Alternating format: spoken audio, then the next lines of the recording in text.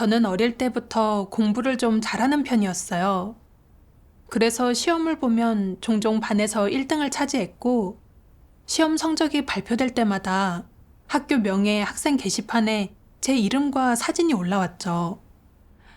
선생님이 만족스러운 표정으로 감탄 어린 눈빛을 보내실 때나 친구들의 칭찬을 들을 때면 정말 그렇게 기쁠 수가 없었고, 마음이 정말 뿌듯했어요. 집에 돌아갈 때면 이웃분들이 저를 보시고 이런 말씀을 하셨어요. 너 공부 잘한다면서? 부모님이 얼마나 자랑스럽겠어. 나중에 분명 좋은 대학에 가겠네. 저는 수줍게 웃으면서도 속으로는 허영심이 한껏 채워지는 기분이 들었어요. 그 후 저는 성에 있는 주요 대학에 합격했고, 첫 해에는 과 수석을 차지했어요. 그때는 정말 너무 기뻤고요. 친구들도 대단하다고, 정말 부럽다고 칭찬해주고 감탄했어요.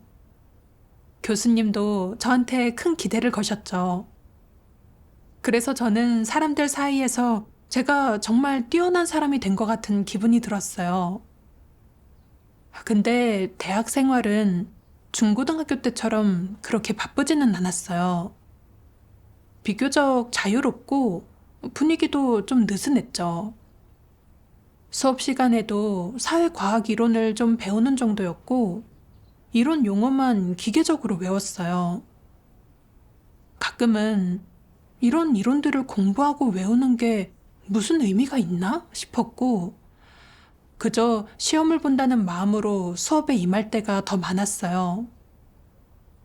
쉬는 시간에는 다들 먹고 마시고 놀기 바빴고, 저도 계속 휴대폰만 만지작거리며 지루함을 달래곤 했어요.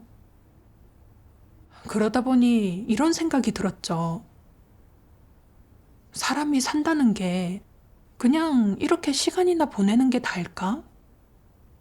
나는 어떤 목표를 가지고 어떤 방향으로 살아가야 할까? 근데 저는 답을 찾지 못했어요. 그러다 대학 1학년 여름방학 때 한 자매가 저한테 하나님의 말세복음을 전해줬어요.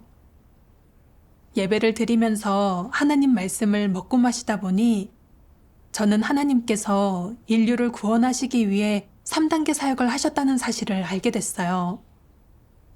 예수님은 인류를 구속하기 위해 십자가에 못 박혀 돌아가셨어요. 그리고 말세에는 하나님께서 인류를 완전히 구원하시기 위해 다시 한번 성육신하셨죠.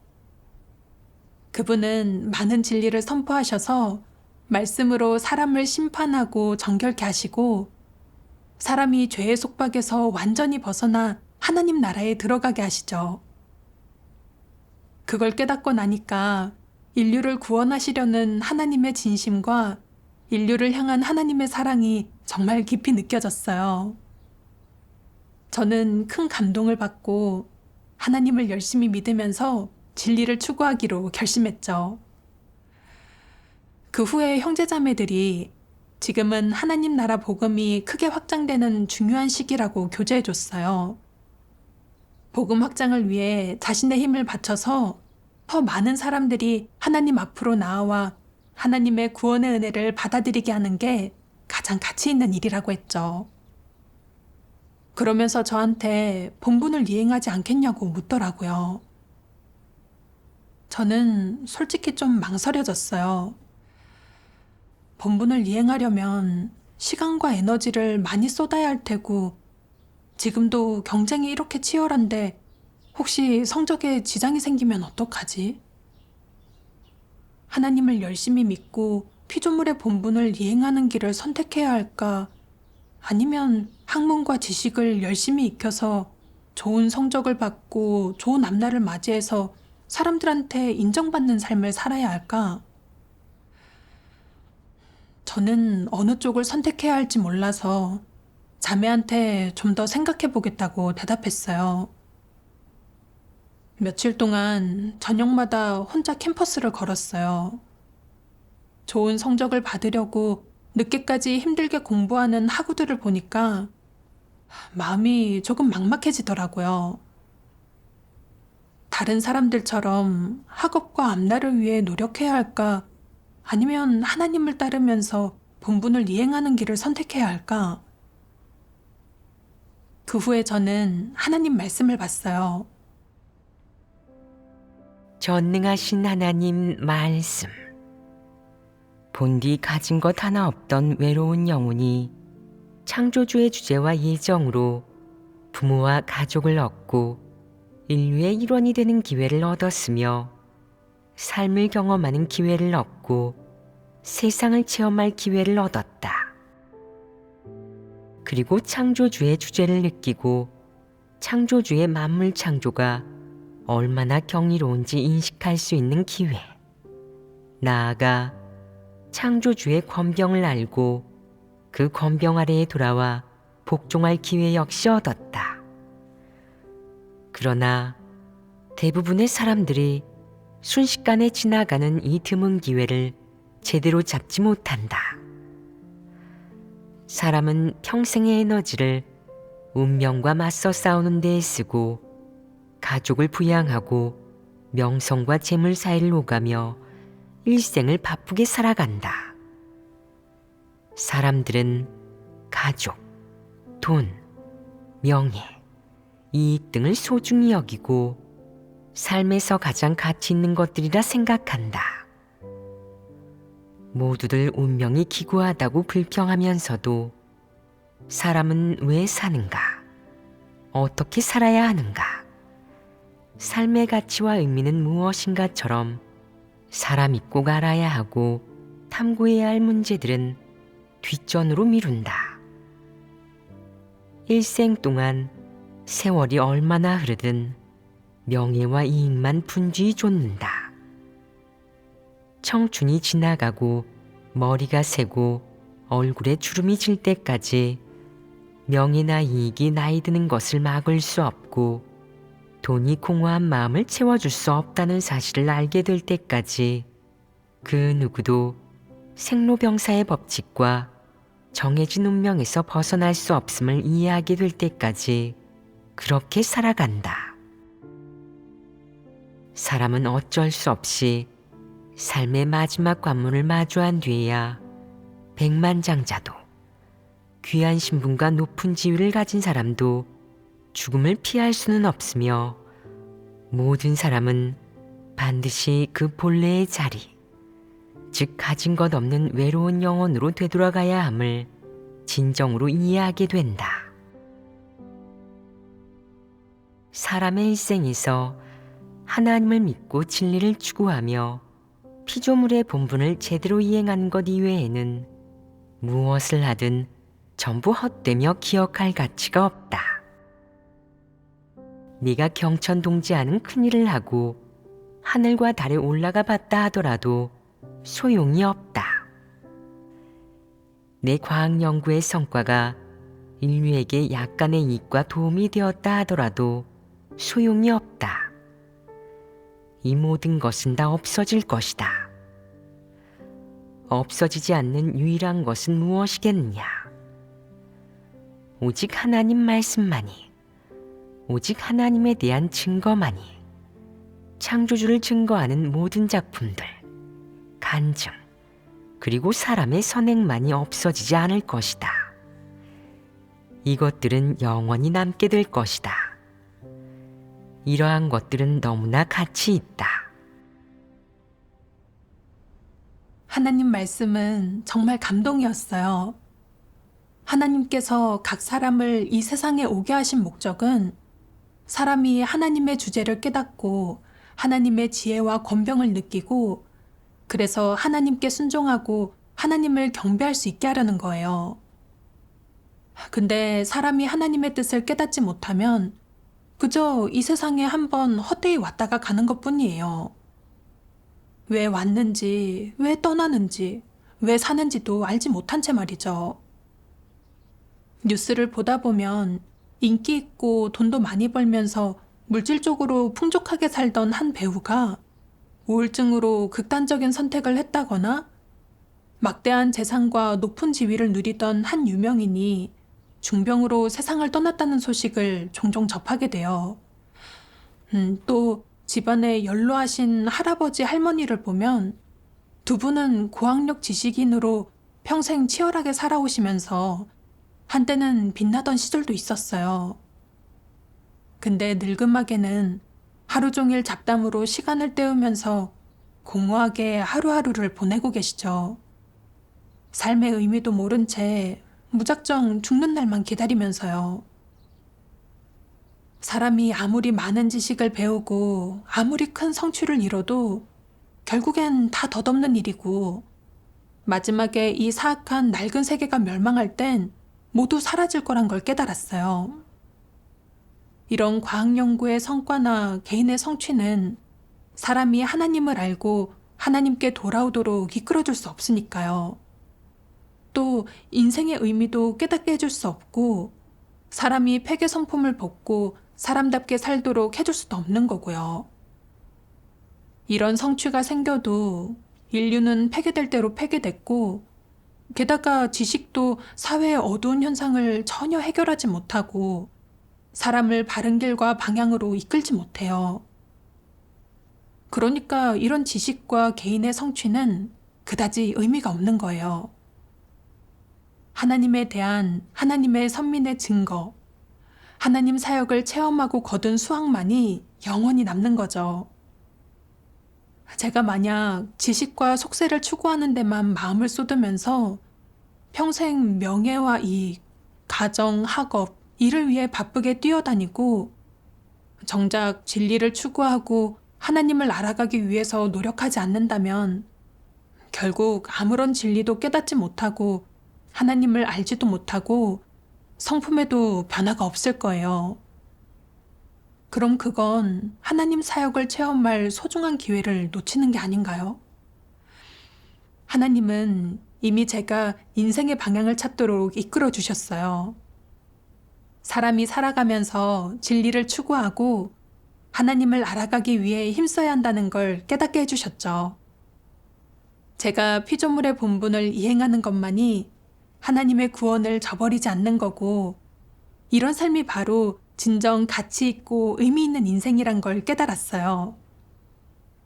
복음이 확장되는 과정에서 제 힘을 바쳐서 더 많은 사람을 하나님 앞에 데려오는 게 제 책임이자 하나님의 높여주심이에요. 저는 더 이상 지식을 쌓는데 시간을 낭비하고 싶지 않았어요. 이제는 하나님 믿는 일을 최우선으로 삼기로 결심했어요. 나중에 저는 대학원 추천 진학을 포기하고 본분을 이행하는 길을 선택했어요. 2020년 초에 설 쇠러 집에 갔을 때였어요. 그때 코로나로 도시가 봉쇄되면서 고향에 발이 묶였거든요. 그래서 교회랑 연락할 방법도 없었고 반년 동안 예배도 못 드리고 말씀도 먹고 마시지 못했죠. 그때가 마침 4학년 졸업을 앞둔 시점이라 주변 학우들 중에는 대학원에 합격한 친구도 있고 번듯한 일자리를 찾은 친구도 있었어요. 근데 전 그때까지도 직장을 찾지 못했죠. 그래서 아버지는 늘 엄한 얼굴로 저를 재촉했어요. 누구네 아들은 명문대 대학원에 합격했다더라.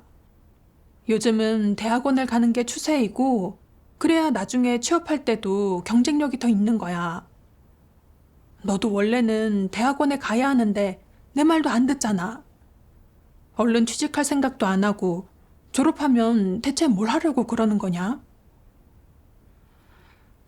가족들이 재촉하기도 하고 주변 학우들이 자기 앞날을 위해 열심히 뛰어다니는 걸 보면서 이런 생각이 들었어요.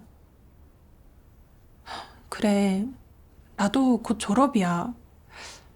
설마 졸업하고 실업자가 되는 건가? 남들이 날 어떻게 생각할까? 별 볼 일 없다고 생각하지 않을까? 이런 생각이 드니까 속으로 정말 괴로웠어요. 특히 한 번은 동기 모임에서 동기들끼리 서로 앞으로 뭘 할 건지 물어보는데 뭐 유명 대학 석사 과정에 합격했다면서 의기양양한 친구도 있었고 공기업에 들어가거나 공무원 시험에 합격했다고 하는 친구들도 있었어요.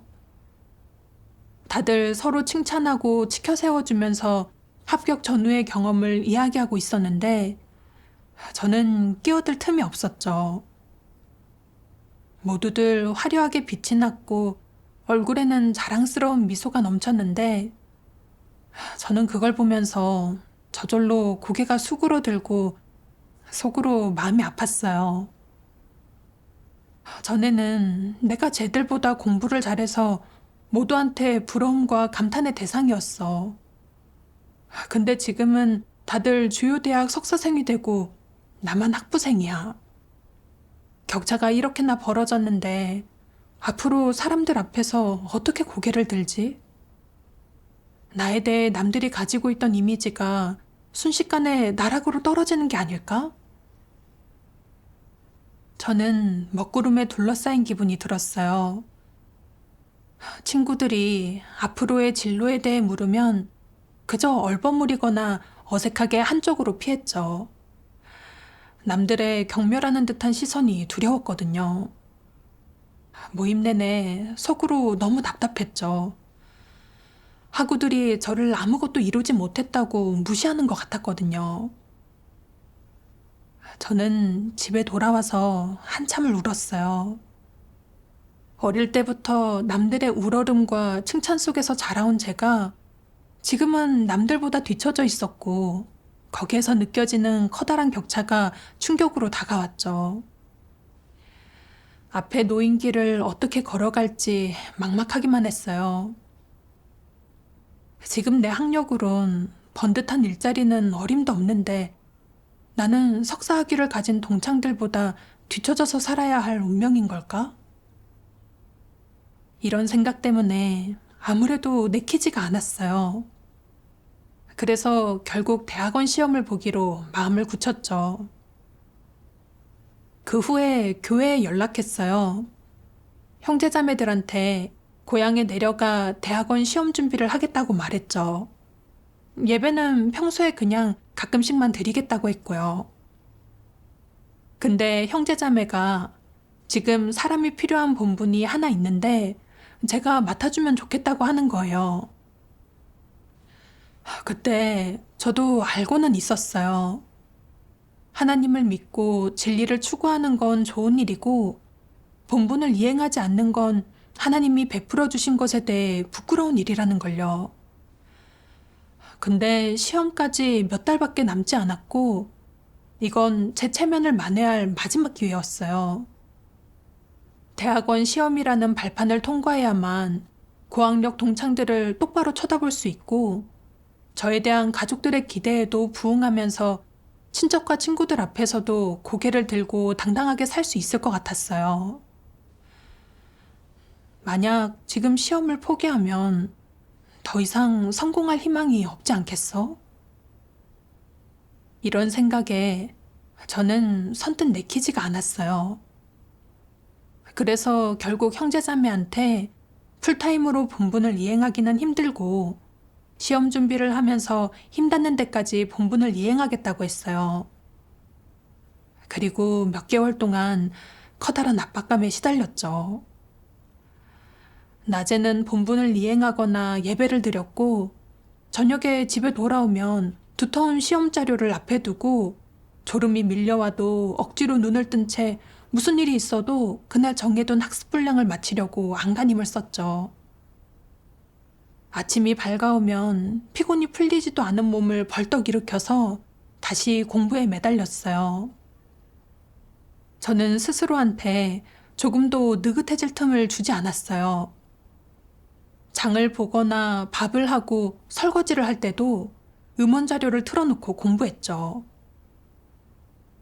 그렇게 몇 달 동안 힘겹게 시험을 준비한 끝에 저는 드디어 대학원에 합격했어요.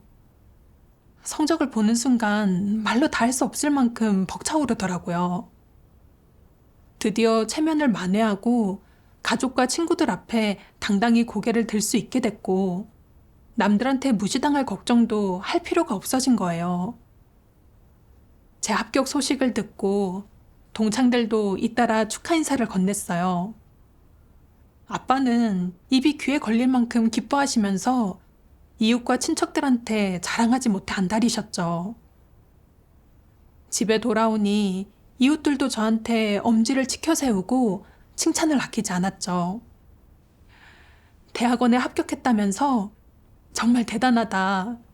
넌 어릴 때부터 공부를 잘했잖아. 정말 네 아빠의 자랑이네. 그 말을 들으니까 저도 덩달아 신이 났어요. 드디어 어깨를 쫙 펴고 다닐 수 있게 된 거예요. 어느새 새 학기가 시작됐어요. 저는 학교를 다니면서 본분을 이행했죠. 그런데 대학원생이 되니까 매일 수업이 많았고 남는 시간에도 마무리해야 할 과제가 정말 많았어요. 그러다 보니 영생활을 하면서 하나님 말씀을 읽을 시간이 나지 않더라고요. 가끔은 본분을 이행하면서 폐기 표출이 있다는 걸 의식했지만 스스로를 반성할 시간이 없어서 속으로 너무 답답하고 괴로웠어요. 때로는 이런 생각도 했어요. 매일 하나님 말씀을 읽고 진리를 구할 시간도 없는데 생명이 어떻게 자라겠어? 그렇다고 산더미처럼 쌓인 과제를 안 할 수도 없고 게다가 동기들은 지금 능력과 수준을 높이려고 이를 악물고 공부하면서 연구하고 있어. 내가 시간을 잘 활용해서 공부하지 않으면 동기들한테 뒤처질 거고 영영 빛을 못 보지 않겠어? 이것 때문에 저는 정말 많이 고민했어요. 왜 꿈에 바라던 대학원에 합격했는데도 기쁘지가 않을까? 어느 날 저녁 학교로부터 며칠 후 학교로 돌아오라는 통지를 받았죠. 코로나로 학생들이 들어온 뒤에는 학교를 봉쇄할 예정이고 마음대로 학교 밖을 나갈 수 없다는 내용이었어요. 저는 이제 선택의 순간이 왔다는 걸 깨달았죠. 만약 학업을 선택하면 하나님을 믿고 본분을 이행할 수가 없는 거예요. 근데 이 중요한 순간에 본분을 팽개치고 심지어 예배도 참석하지 못한다면 제 생명에 손해가 따를 게 분명했어요. 게다가 계속 학교라는 환경에 있으면서 더 이상 예배를 드리지 못한다면 저는 분명 세상의 앞날만을 쫓게 돼서 다시 돌아오기 어려울 거예요. 그러다 나중에 진리를 깨닫지 못하고 이를 바라보는 관점도 전혀 바뀌지 않은 채 이방인과 어울려 사악한 조류를 쫓을 테고 결국에는 살아있는 사탄에 몰골일 텐데 그럼 침륜과 멸망의 대상이 되는 건 불보듯 뻔한 일이잖아요. 저는 이런 생각이 들었어요. 지금은 재난이 이미 내렸고 또 복음이 확장되는 중요한 시기야. 근데 내가 세상을 쫓느라 본분을 전혀 이행하지 않고 선행도 예비하지 못한다면 분명 하나님의 보살핌과 보호를 받지 못할 게 분명해. 그럼 나중에 이방인과 마찬가지로 재난 속에 떨어지지 않겠어? 근데 학업도 포기할 수 없어. 어렵게 합격했는데 어떻게 쉽게 그만둘 수 있겠어? 그러면 힘들게 얻은 명성과 명예와 이익을 또 잃게 되잖아. 또다시 남들보다 뒤처진 채 답답함 속에 살면서 다시는 고개를 들지 못하지 않을까? 포기한다고 생각하니까 괴로워서 아무것도 하고 싶지 않았어요. 매일 아침 눈을 뜰 때 눈앞에 놓인 선택만 생각하면 정말 고통스러웠어요. 그 후에 저는 하나님 말씀을 봤어요. 전능하신 하나님 말씀. 하나님이 각 사람을 위해 지불하는 대가는 네가 태어나서 지금까지의 수십 년만이 아니다. 하나님이 보기에 너는 이 세상에 몇 번이나 왔는지, 네가 몇 번이나 환생했는지 모른다. 이 일은 누가 주관하느냐? 바로 하나님이 주관하며 너는 이 일들을 알 도리가 없다. 네가 세상에 한 번 올 때마다 하나님이 친히 안배를 한다. 네가 이번 생에 몇 년이나 살지, 어떤 가정에서 태어날지, 언제 가정을 꾸리고 사업을 이룰지, 이 세상에서 무엇을 하고 무엇으로 먹고 살지 안배하고, 하나님은 내가 이번 생에 순조롭게 너의 사명을 완수할 수 있도록 네 삶의 출로를 안배한다. 네가 다음번에 환생하면 무엇을 해야 하는지도 하나님은 내가 가져야 할 것과 너에게 주어야 할 것에 맞춰 너의 삶을 안배하고 실현시킨다. 이렇게 여러 번을 안배하다가 마지막에 네가 말세의 이 시대에 태어나게 되었는데 현재 너의 가정에서 태어난 것이다. 하나님은 너에게 하나님을 믿는 환경을 안배하여 네가 하나님의 음성을 듣고 하나님 앞으로 돌아오고 네가 하나님을 따르며 하나님 집에서 본분을 이행할 수 있게 한다. 하나님의 이러한 인도가 있었기에 네가 지금까지 살아온 것이다. 네가 몇 번이나 인간 세상에 왔었는지, 너의 외모가 몇 번이나 바뀌었는지, 몇 개의 가정을 거쳐갔는지, 얼마나 많은 시대와 왕조를 겪었는지 너는 알지 못한다. 하지만 하나님의 손은 줄곧 너를 바치고 있었으며 하나님은 줄곧 너를 보살펴 주었다. 하나님이 한 사람에게 얼마나 많은 공을 들여야 하는 것이냐. 내가 60세인데 하나님은 60년 동안 나를 보살피고 지켜주시며 60년 동안 인도해 주셨습니다. 만약 내가 늙어서 본분을 이행할 수 없고 아무것도 할 수 없게 된다면 하나님이 그래도 여전히 보살펴 주실까요? 라고 묻는 사람이 있다. 바보 같은 말 아니냐? 하나님이 사람의 운명을 주재하고 사람을 보살피고 지키는 것은 한 번의 생애에 국한되지 않는다. 만약 단지 한 번의 생애와 한평생에 국한된 일이라면 하나님이 전능하며 하나님이 모든 것을 주재한다는 점을 설명할 수 없다. 하나님이 사람에게 기울인 공과 치른 대가는 단지 사람이 이번 생에 무엇을 하는지를 안배하는 것에 그치는 것이 아니라 몇 번인지 알 수조차 없는 생애를 안배하는 것이다. 하나님은 인간으로 환생한 모든 영혼을 끝까지 책임진다. 하나님은 마음을 다해 일하고 그의 생명을 대가로 일하며 모든 사람을 인도하고 모든 사람의 일생을 안배하고 있다. 하나님이 사람에게 드리는 이런 정성과 하나님이 치르는 이런 대가, 그리고 하나님이 사람에게 베풀어주는 이 모든 진리와 생명에도 불구하고 만약 마지막 이 시간에 사람이 피조물의 본분을 이행하고 창조주 앞으로 돌아오지 않는다면 그가 아무리 여러 생, 여러 시대를 살았다 하더라도 결국 본분을 제대로 이행하지 못하고 하나님의 요구에 미치지 못한다면 하나님에게 너무 죄스러운 것 아니겠느냐. 하나님이 치른 모든 대가에 죄송한 마음이 들지 않겠느냐. 그러면 사람은 너무 양심이 없으니 사람이라고 불릴 자격도 없다. 하나님에게 너무 많은 빚을 졌기 때문이다.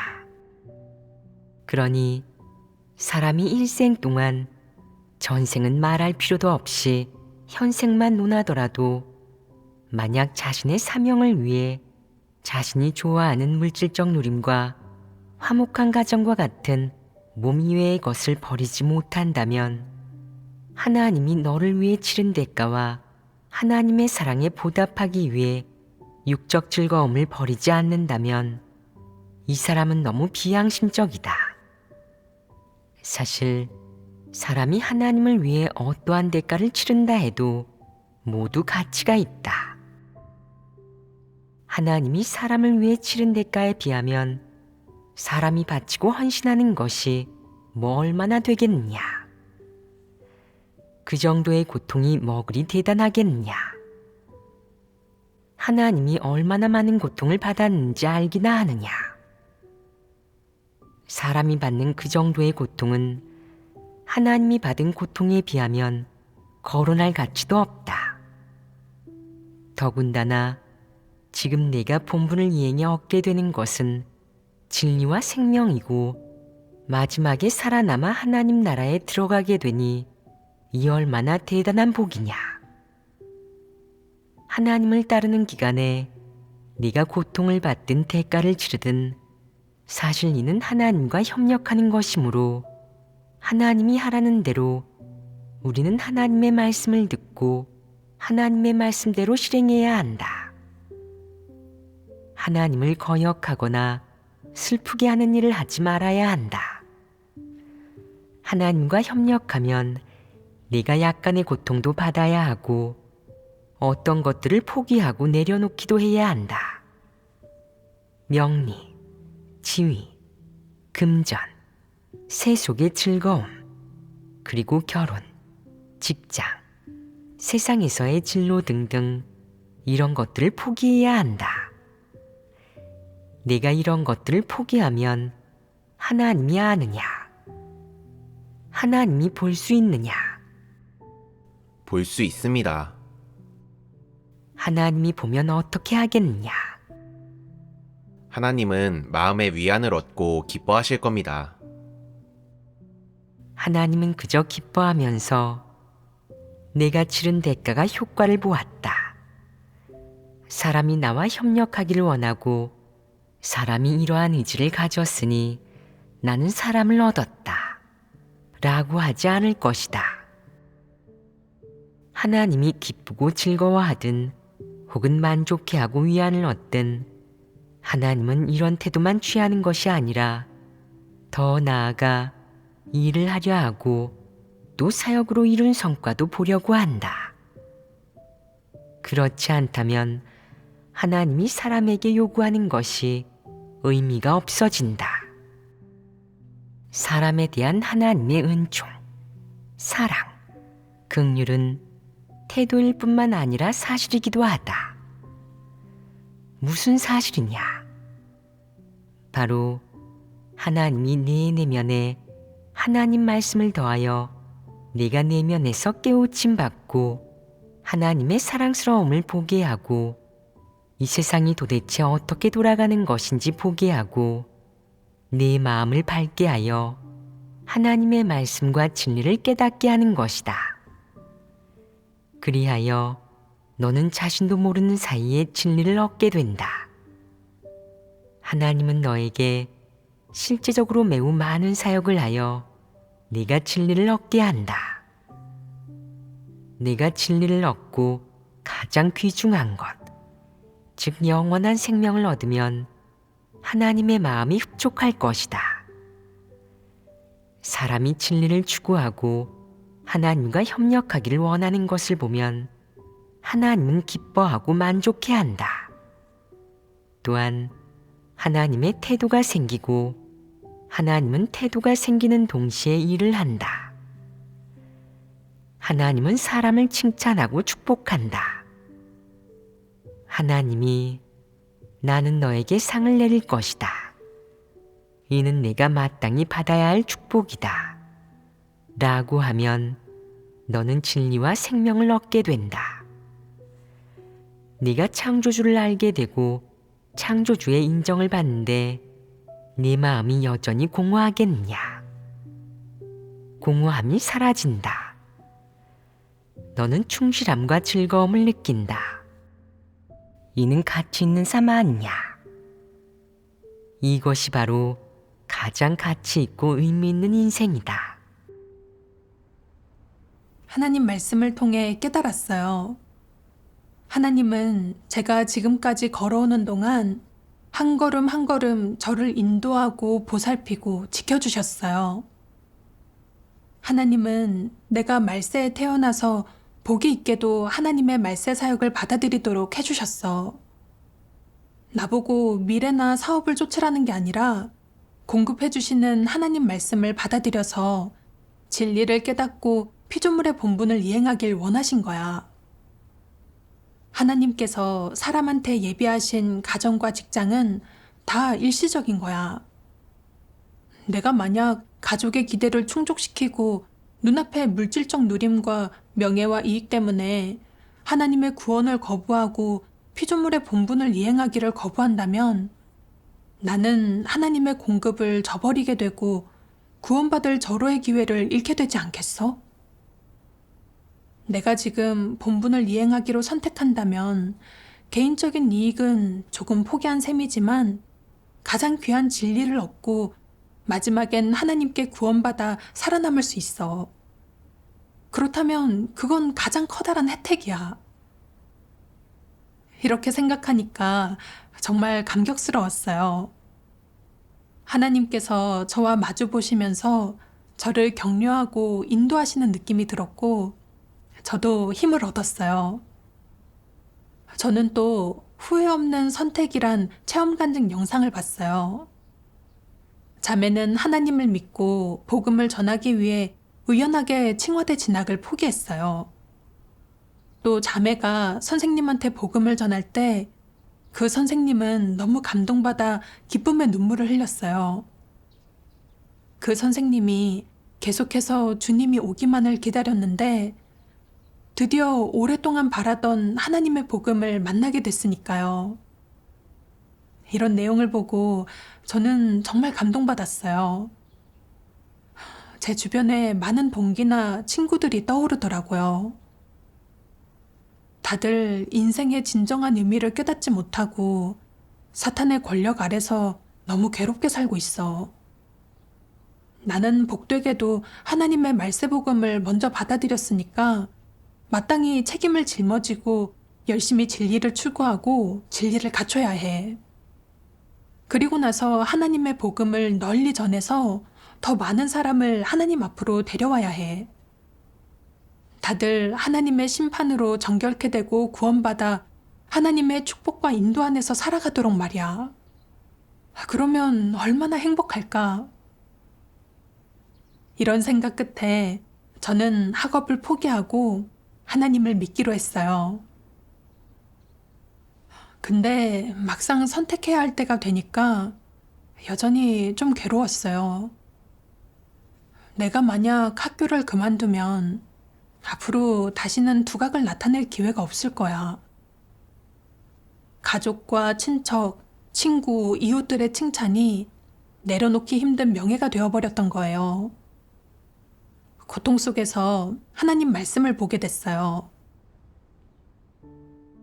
전능하신 하나님 말씀. 사람이 지식을 습득해 나가는 과정에서 사탄은 온갖 방식을 동원한다. 이야기를 하기도 하고 단순한 특정 지식을 활용하기도 하고 사람이 자신의 욕망을 채우거나 꿈을 이루게 만들기도 한다. 사탄은 대체 너를 어떤 길로 끌고 가려고 이러는 걸까? 사람은 지식을 배우는 것이 나무랄 만한 일이 아닌 당연한 일이라고 생각한다.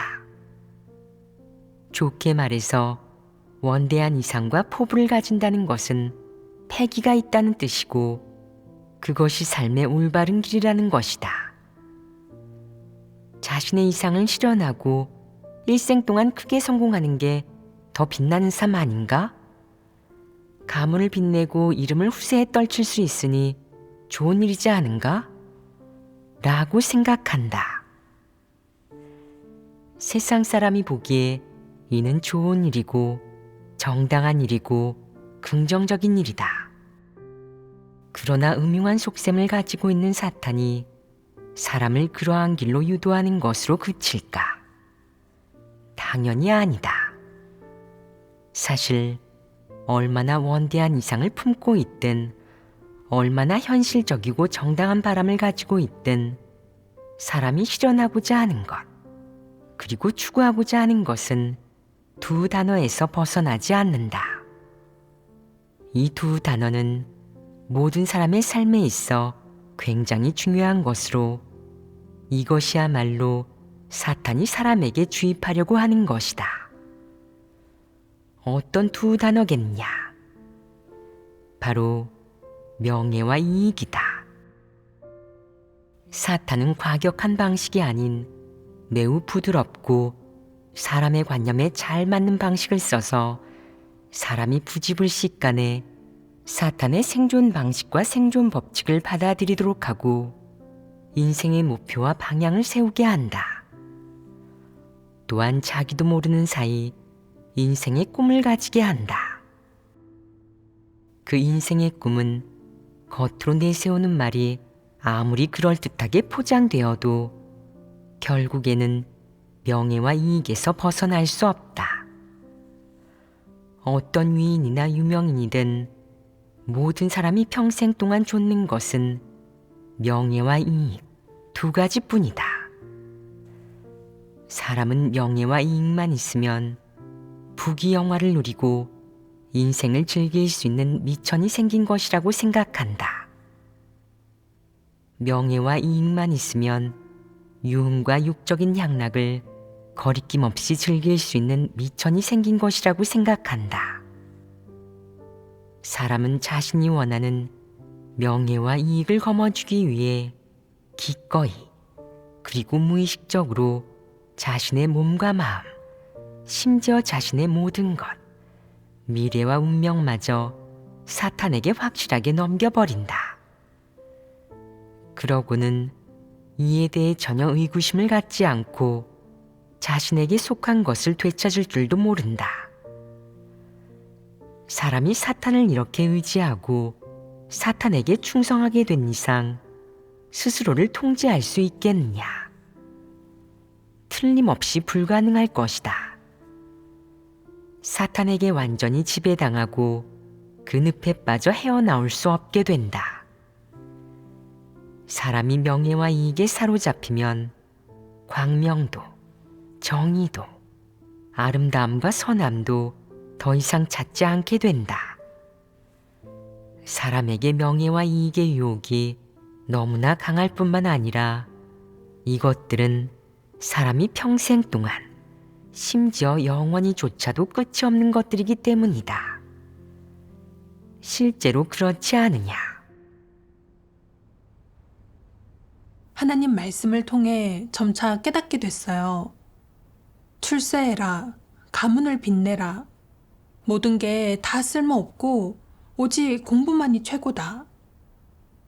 저는 지금까지 이런 사상 관점과 생존 법칙에 의지해 살아왔는데 알고 보니까 이게 다 사탄한테서 온 거더라고요. 저는 열심히 공부해서 높은 학력만 손에 넣으면 남들보다 높은 사람이 될 수 있다고, 이게 적극적이고 긍정적인 목표라고 생각했어요. 이런 목표를 달성하려고 힘들게 공부해 가면서 아무리 큰 고생도 마다하지 않았던 거죠. 그러다 보니 동기들이 더 높은 학력을 얻고 더 나은 직업을 찾았을 때는 제가 낮은 사람이 된 것 같아서 사람들한테 무시당할까 겁이 났어요. 그래서 저는 체면을 만회하고 사람들 앞에서 당당히 어깨를 펴기 위해 풀타임으로 본분을 이행할 기회를 포기하고 시간과 에너지를 모두 대학원 시험에 쏟아부었던 거예요. 교회 사역도 사람을 구원하려는 하나님의 절박한 마음도 전혀 헤아리지 못하고 본분을 이행하면 시험 준비할 시간을 빼앗길까만 걱정했어요. 또 준비를 하는 동안에는 밤낮 없이 필사적으로 공부하면서 스스로한테 숨 돌릴 틈도 주지 않았고 어쩔 수 없이 불안과 고통 속에 살게 됐죠. 그러다 보니 정말 너무 힘들더라고요. 전에 일부 네티즌들이 자신의 체험을 공유한 걸 본 적이 있었는데 그 사람들은 대학원 시험이나 취직에서 실패한 뒤 우울함과 불안함을 느끼기 시작했다고 했어요. 또 한 친구한테서 정신병원 환자를 본 적이 있는데 우리 학교 졸업생이었다는 얘기를 들었어요. 대학원 시험에 떨어져서 충격을 받은 나머지 매일같이 난 대학원 갈 거야, 난 대학원 갈 거야 하면서 소리친다고 했죠.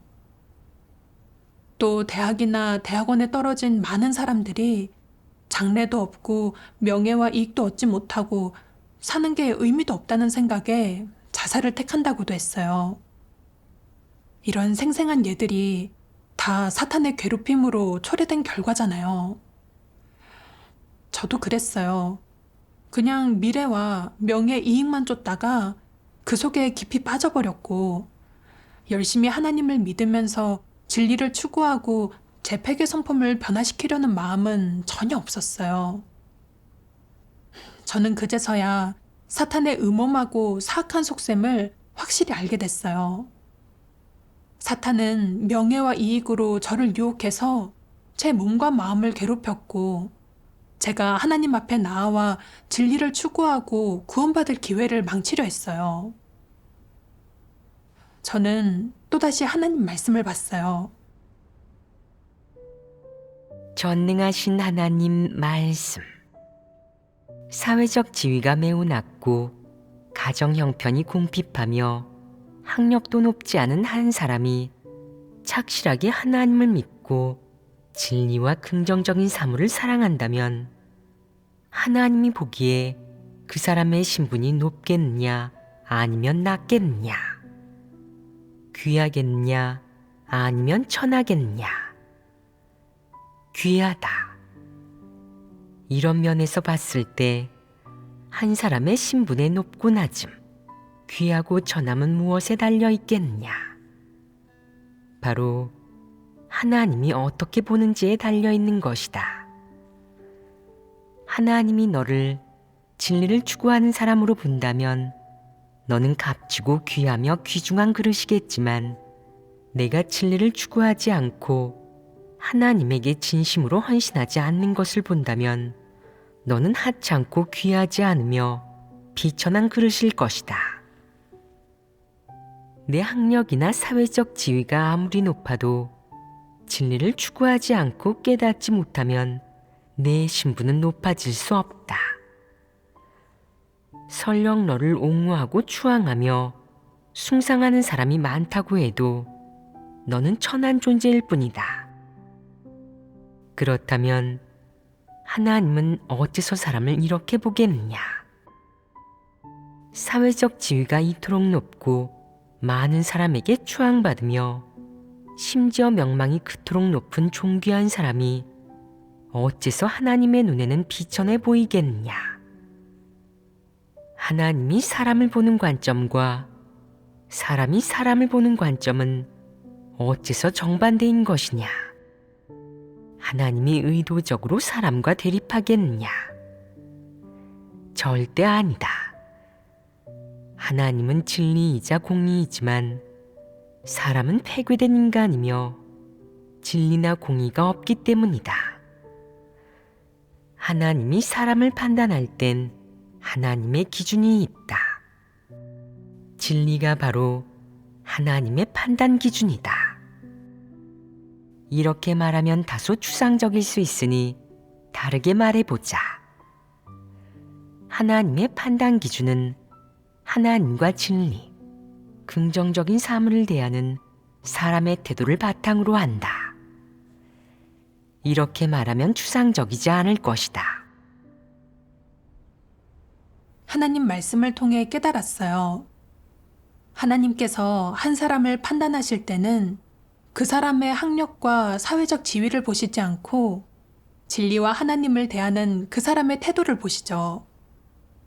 진심으로 하나님을 믿고 진리를 추구하고 긍정적인 사물을 좋아하는 사람이 바로 하나님께서 소중히 여기시는 사람이에요. 대신 제 아무리 사회적 지위가 높아서 모두가 우러러보고 앙망한다 해도 진리를 받아들이지 않거나 하나님을 대하는 태도가 너무 불손하고 사악하고 폐기된 것만 추구한다면 하나님 눈에 그런 자는 천한 사람이죠. 하나님의 뜻과 하나님께서 사람을 판단하시는 기준을 깨닫게 되니까 속으로 해방감을 느끼게 됐어요. 그리고 학력의 높고 낮음으로 사람을 판단하는 관점이 얼마나 그릇되고 진리에 어긋나는지를 깨달았어요. 그러면서 마음속으로 힘을 얻고 앞으로는 더 이상 무조건 높은 학력, 좋은 성적을 추구할 게 아니라 진리를 추구하고 본분을 이행하는 착실한 사람이 돼야겠다고 생각했어요. 그 후에 저는 휴학을 신청하러 학교에 갔어요. 교수님은 자꾸만 저를 나무랐고, 심지어 2년만 다니면 높은 학력을 가질 수 있는데 대학원을 포기하다니 너무 생각이 없는 게 아니냐면서 비웃기도 했어요. 교수님의 비웃음을 마주하니까 마음이 또 약해지면서 이런 생각이 들었어요. 개학 때 다들 분명 열정에 가득 차서 투지를 불태우며 대학원생의 새로운 생활을 시작할 텐데 나만 휴학하고 모두와는 정반대 방향으로 가고 있어. 만일 다들 나를 별종이라고 생각하고 이해해주지 않는다면 그래도 내 입장을 고수하면서 남들의 의구심을 마주할 수 있을까? 저는 하나님께 기도드렸어요. 하나님, 저는 이런 비웃음을 받아본 적이 없어서 너무 연약해졌습니다. 하나님, 저한테 믿음을 더해주시고 제가 담대함과 용기로 이 모든 걸 마주하고 제 입장을 지킬 수 있게 해주세요. 그런 다음 제 내적 상태에 맞춰 관련된 하나님 말씀을 찾아보다가 우연히 하나님 말씀 찬양, 젊은이가 추구해야 할 것을 듣게 되었는데 이 찬양을 듣고 정말 감동을 받았어요. 젊은이는 이상이 없어서는 안 되고 젊은이는 사리를 분별하고 정의와 진리를 찾겠다는 의지를 갖추지 않으면 안 된다. 젊은이는 간사함과 멸시로 가득한 눈빛을 지녀서는 안 된다. 파괴적이고 가증스러운 일을 행하는 사람이어서도 안 된다. 젊은이는 이상, 기계, 힘차게 전진하고자 하는 기질이 없어서는 안 된다. 젊은이는 앞날에 대해 낙담하거나 삶에 대한 희망이나 미래에 대한 자신감을 잃어서도 안 된다. 젊은이는 오늘날 자신이 선택한 진리의 길을 꿋꿋하게 걸어갈 의지를 지니고 나를 위해 일생을 바치겠다는 자신의 소망을 이루어야 한다. 젊은이는 진리가 없어서는 안 되고 거짓과 불의를 감싸서도 안 되며 마땅히 가져야 할 입장을 굳건히 지켜야 한다. 줏대 없이 흐름에 몸을 맡기지 말고 정의와 진리를 위해 헌신하고 분투하는 정신을 가져야 할 것이다. 젊은이는 흑암 세력의 압제에 굴복하지 않고 자신이 살아가는 의미를 바꾸는 용기를 가져야 한다. 젊은이는 그저 참고 견디기만 해서는 안 되며 더 나아가 허심탄회한 마음과 형제자매들을 용서하는 정신을 가져야 한다. 젊은이는 사리를 분별하고 정의와 진리를 찾겠다는 의지를 갖추지 않으면 안 된다. 너희는 아름답고 선한 모든 것을 추구하고 모든 긍정적인 사물의 실제를 얻어야 한다. 또한 자신의 삶에 책임을 져야지 이를 하찮게 여겨서는 안 된다. 사람이 세상에 와서 나를 한번 마주치기가 하늘의 별 따기와 같고 진리를 찾고 얻을 기회도 얻기 어렵건만 너희는 어찌하여 이 좋은 시간을 소중히 간직해 금생에 추구할 바른 길로 삼지 않는 것이냐. 말씀을 듣고 저는 하나님께서 저를 마주하시면서 격려해 주시는 것처럼 느껴졌어요. 흐름에 따라 휩쓸리지 마라. 하나님을 따르는 길이 밝고 바른 길이란 걸 확신했다면 굳건히 나아가야 한다. 저는 또 깨달았어요. 오늘 내가 운 좋게도 하나님의 사역을 받아들이고 하나님께서 선포하신 진리를 보게 된 건 하나님의 커다란 은총이에요. 하나님으로부터 온 모든 건 긍정적인 사물이고 세상 사람들이 추구하는 건 모두 부정적인 사물이고요. 남들한테 이해나 지지를 못 받을까 봐 두려워서 그냥 흐름에 휩쓸려 나 자신만 지키려 한다면 그건 결국 세상과 한편이 되는 거잖아요. 하나님 말씀의 인도로 저는 제 입장을 지킬 수 있는 믿음과 용기를 얻었고 휴학을 신청했어요. 제가 걸어온 길을 돌아보니까 하나님은 말씀으로 저를 이끌어 주셔서 명예와 이익으로 사람을 괴롭히는 사탄의 음험하고 악독한 속셈을 알게 해주셨어요.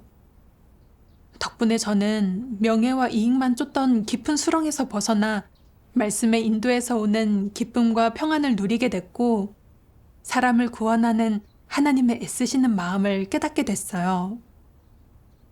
저는 흔치 않은 이 기회를 소중히 여길 거고 열심히 진리를 갖추고 복음을 전하면서 하나님을 증거해서 하나님 사랑에 보답해 드릴 거예요. 나중에 저는 새신자 양육본분을 이행하게 됐어요. 학업에 얽매이지 않고 미래에 구속받지 않으니까 마음을 본분 이행에 쏟을 수 있었고 하나님 말씀을 보고 진리를 갖추는 시간도 더 많아지고 본분을 이행하면서 더 많은 걸 깨닫고 얻을 수 있었어요. 하나님의 인도와 구원에 감사드려요.